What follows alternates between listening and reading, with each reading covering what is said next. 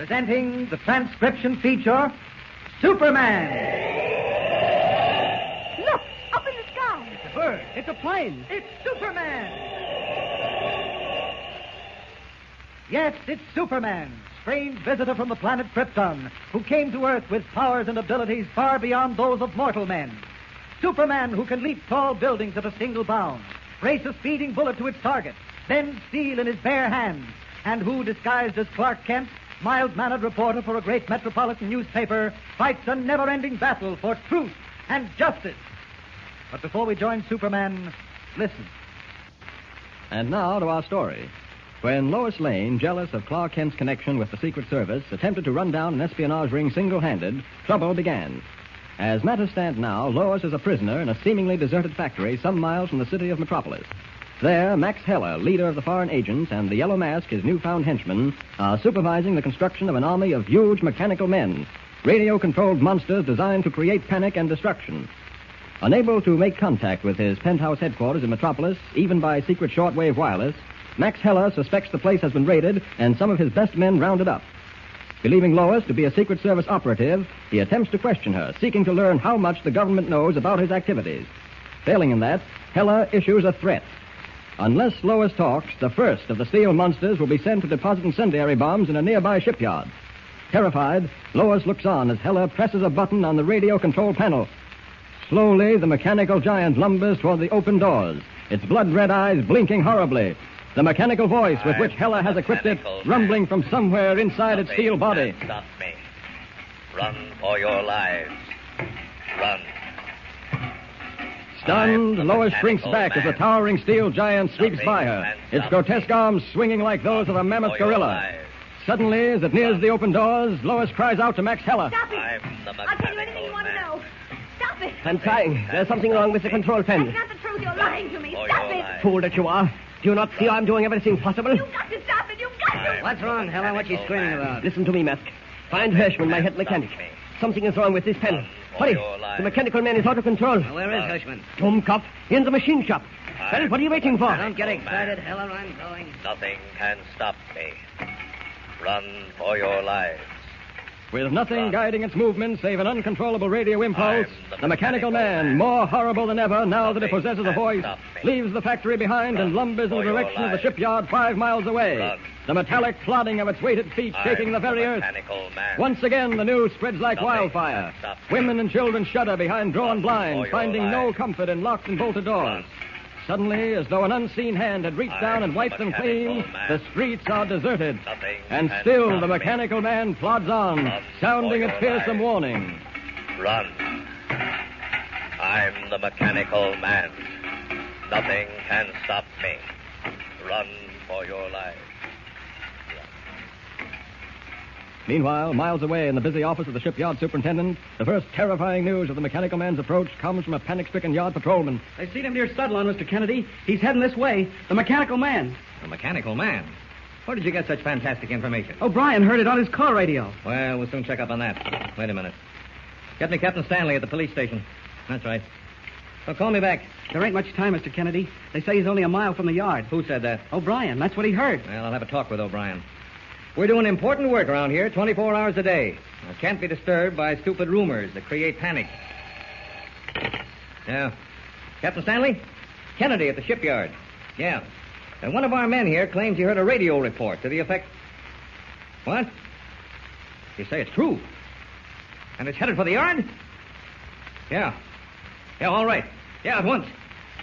Ring the alarm bell, Joe. We gotta clear this yard of every man in it. Come on, now, hurry. There isn't much time.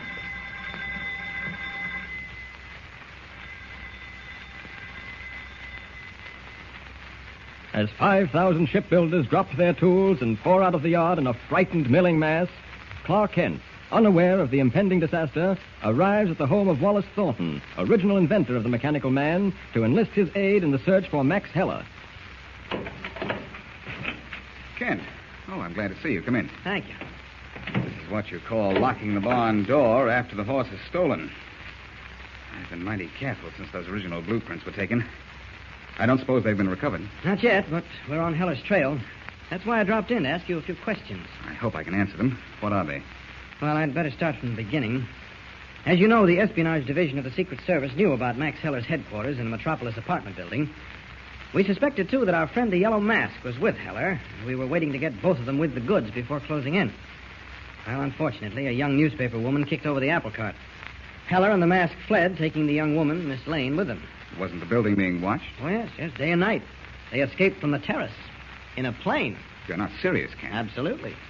It was evidently a plane operated by a catapult, a mechanism that shot it off the roof like a rocket. And from all the evidence, it was equipped with folding wings. Now, is that possible, Mr. Thornton? Anything is possible, Kent. What makes you think the plane had folding wings? Well, the catapulting mechanism was in a recess in the wall, a space about, 50 feet deep and only 10 feet wide. Unless the plane's wings folded flat against the fuselage, it never could have gotten in there. Let me show you something interesting, Kent.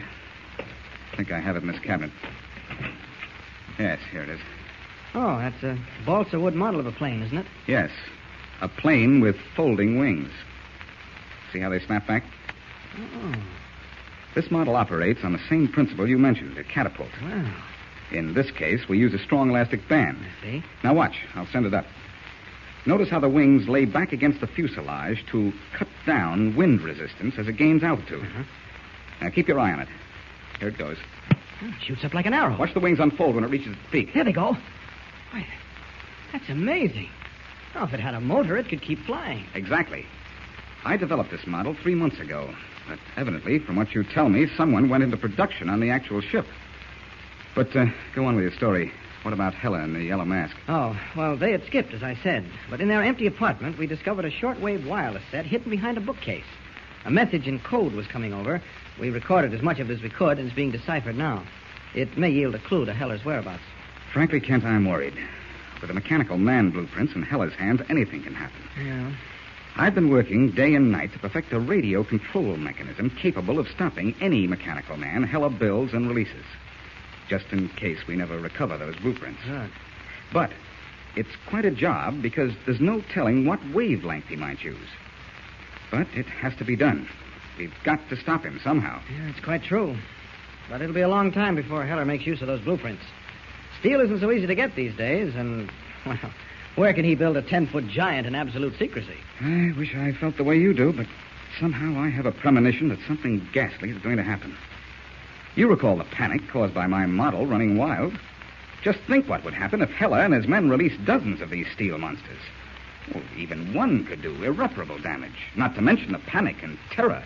Imagine, Kent, a mechanical man loose in a shipyard. Almost as though his mind was spanning the 200-mile gap separating the doomed shipyard and his laboratory, Wallace Thornton is picturing for Kent exactly what is happening.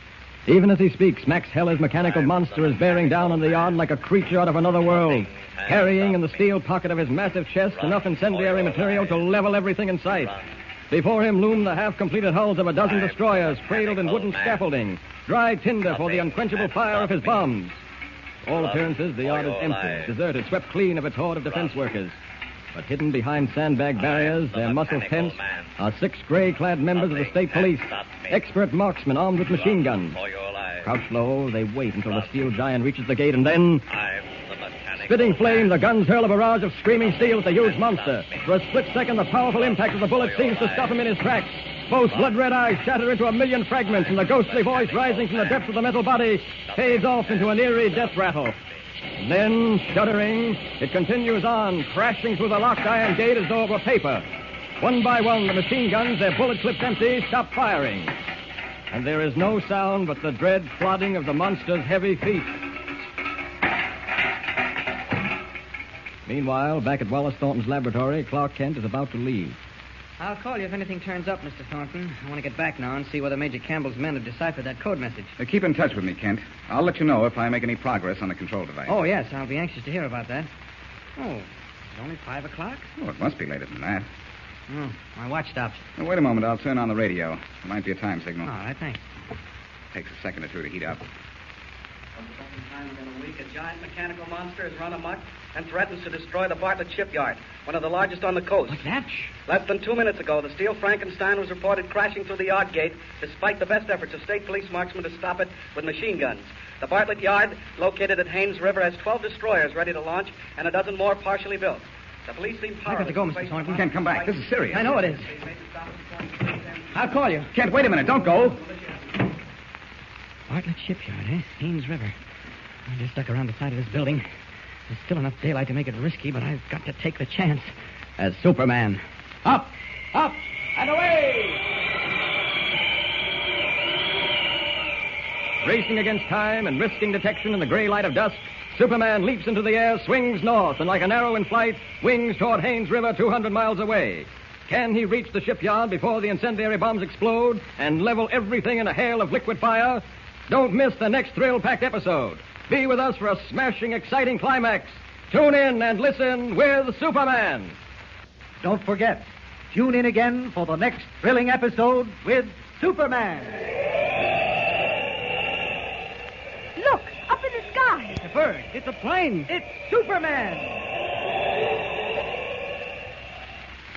Superman is a copyrighted feature appearing in Action Comics magazine. Welcome back. You know, I think that back to part 8 here. And Clark Kent's plan to have the Germans capture them. The one thing he didn't count on is that the Germans weren't quite interested in capturing him. They would just rather be done with them. We turn now to an email from David Matabas, who writes in, "Hello, Adam. Where do I start with this one? Let's look at the aviation aspect first. I'm intrigued by the fold-up plane guessed at by Mr. Kent. That must be a pretty large terrace to hold a catapult. Early in World War II, the Germans did have such catapults aboard their surface vessel used to launch biplanes for reconnaissance. The Bismarck carried such a plane and catapult, but the system went across the entire ship and was at least 100 feet long.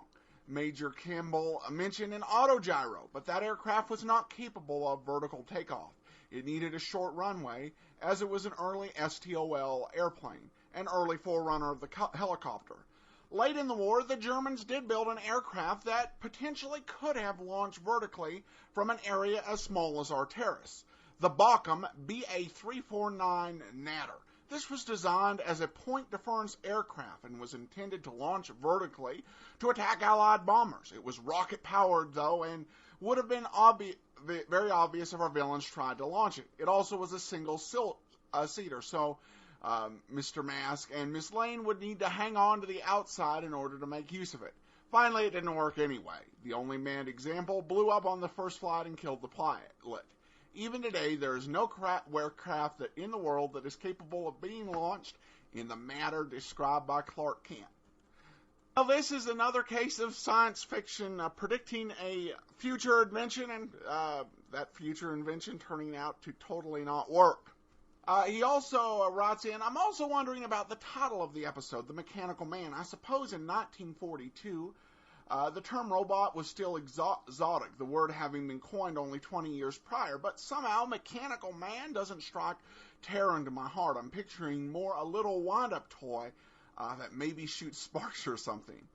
My wife actually was not all that impressed. She was sitting there cracking up when he was going, "I am the Mechanical Man, run for your life." She just thought it was pathetic the way it sounded. Of course, once it got down to business, I don't think she would have thought it was funny if, we were downtown in Boise and that thing came storming through. The term mechanical robot may have been around for 20 years. It was coined in a Czechoslovakian book and probably came into popularity in the United States with Asimov's work that had really literally only been written a few months before, back in 1941. Plus, the robots in the Czech book were more of androids. David concludes, though, in any case, I love all these wartime episodes. Keep them coming. Well, thank you so much for your comments and for listening out there in Waltham, Massachusetts. Well, that'll do it for today. We'll be back next week with part 10 of The Mechanical Man. If you got a comment, email me, adam@adamsweb.us. Remember to cast your vote for the show on Podcast Alley. And remember to check me out over at laserandsword.com. From Boise, Idaho, though, this is your host, Adam Graham, signing off.